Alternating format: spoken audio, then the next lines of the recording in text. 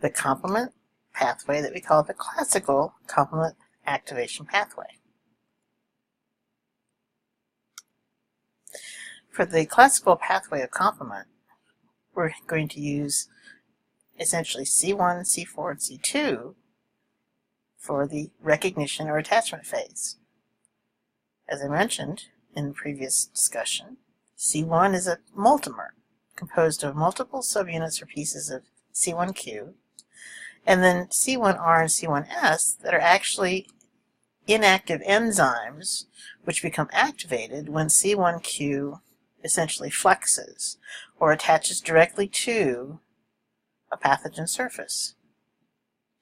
For C4 and C2, notice especially those two, we have two components that are generated when we split those complement components into two parts, as well as C3 that generates two components.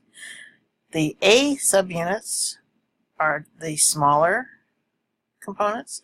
The B portions are the larger. So when these complement components are split in two, these are not two equal-sized fragments, but instead a small and a large unit or fragment. Here we have an illustration of, on the left, it's a cartoon illustration of C1, and on the right, a transmission electron micrograph of the real thing. That's how the artist had a pretty good idea of what it looked like. The C1q are the yellow, I call them sort of upside down lollipops, and the C1r and C1s are embedded in essentially like they nested in like a branch or the point where these lollipop sticks of C1q are extended out, sort of reaching out to attach to the surface of a pathogen.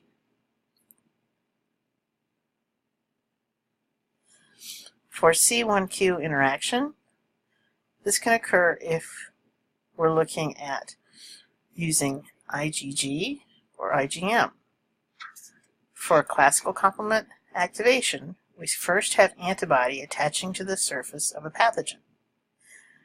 We can have one IgM, or we can have at least two IgG monomers. Notice that the C1q, again those little yellow lollipops, attached to multiple sites on the single IgM attached to the surface of the pathogen. And for the two monomers of IgG, here we again have C1q binding to those components. So C1q can attach to the single pentamer of IgM attached to a pathogen surface, or two IgGs attached to the pathogen surface. And once that happens, the C1q flexes. The flexing or the perturbation of the C1q units then reveals the enzymatic sites or the active sites of C1r and C1s. C1r is activated first, which is an enzyme that actually, in turn, cleaves and activates C1s. Notice that for the classical pathway, it's C1q and antibody that's really it's the early stage of the recognition phase. We're going to come to another alternative that can function just like this antibody stuck to the surface of the pathogen, and it's called CRP, or C-reactive protein. We'll talk a little bit more about that in a few more slides. But CRP mimics the structure of antibody. For C4, how do we cut C4 in half? Or not half, but in two components. We're going to use that protease activity of C1s that's now become active, and it's going to result in the cleavage of various covalent bonds of C4 into a small and a large subunit. C4a has mild or fairly weak inflammatory reaction functions. C4b, on the other hand, is going to be an important component in the formation of the first enzyme in the enzymatic phase. For the classical complement pathway, we must have calcium and magnesium ions present for this enzymatic activity of C1s to occur.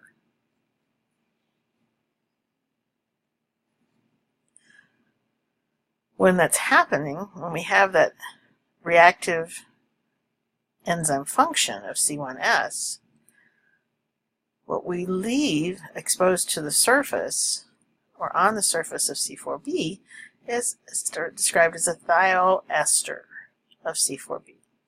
That thioester can interact with water and lead to the inactivation of C4b. If, on the other hand, C4b is attached to the surface of another cell, in other words, if the C4b component is simply floating around in the plasma and interacts with water, it becomes inactivated. It's only when C4b is bound to the cell surface of a target that we actually get the active function of the C4b. It's part of a sort of regulatory and safeguard that occurs in complement activation. So now we have C1 cleaving C4. We have C4a that floats away into the plasma. We have C4b that's now attached to the pathogen surface. When that occurs, we now still expose the C1s, which can in turn start to cleave C2. C2 is cleaved into two or separated into two components, a small and a large subunit. C2a is the small subunit. It floats away and actually interacts with another biochemical called bradykinin. We'll talk about C2a bradykinin in a case study. That leaves C2b. C2b becomes attached to C4b, now bound on the surface of the pathogen. So now we have C4b2b sitting on the surface of the pathogen near this C1, which is going to continually keep cleaving more C4 and C2a, or C2, to make more small and large subunits. So we continue to have the enzymatic activity to cut more C4s and more C2s and deposit more C4b2bs on the surface of the pathogen.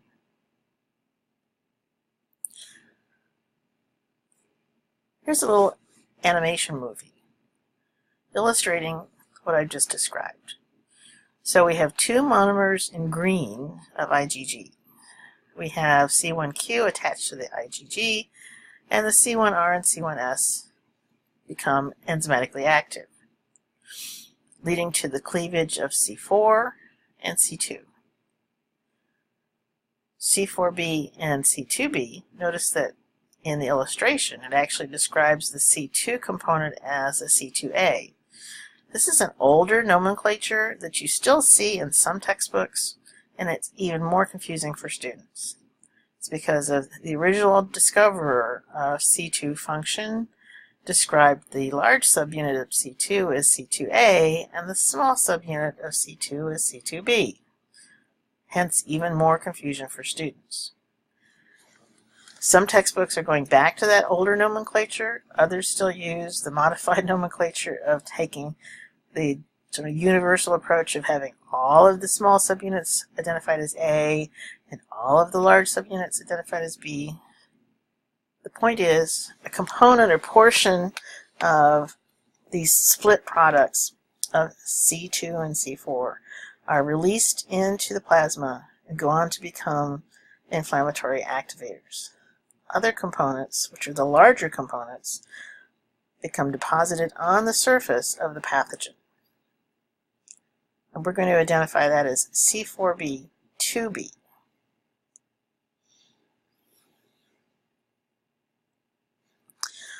Once we have C4b2b attached to the surface of the pathogen, we now have generated our first enzyme. It's an active C3 convertase. C3 convertase is a protease that binds to C3 and cuts that C3 into two components. Again, a small and a large subunit. The large subunit, which is C3b, can do a number of things. C3b all by itself can simply be deposited on the pathogen surface. Or C3b can also become intimately associated with C4b2b.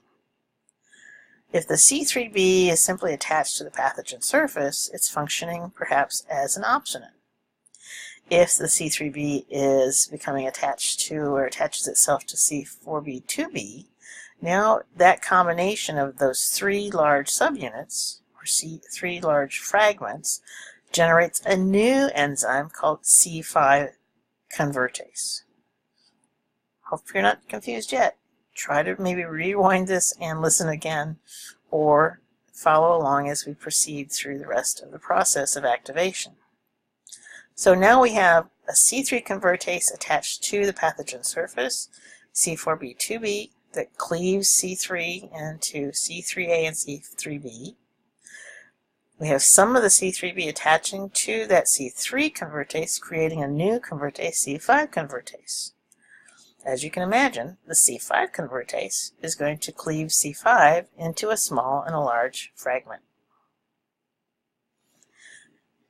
Here's another illustration or animation showing you the function of C3 convertase of the classical complement pathway, cleaving or breaking C3 into the two components, large and small subunit, depositing C3b on the surface of the pathogen, as well as combining some of the C3b with the C3 convertase.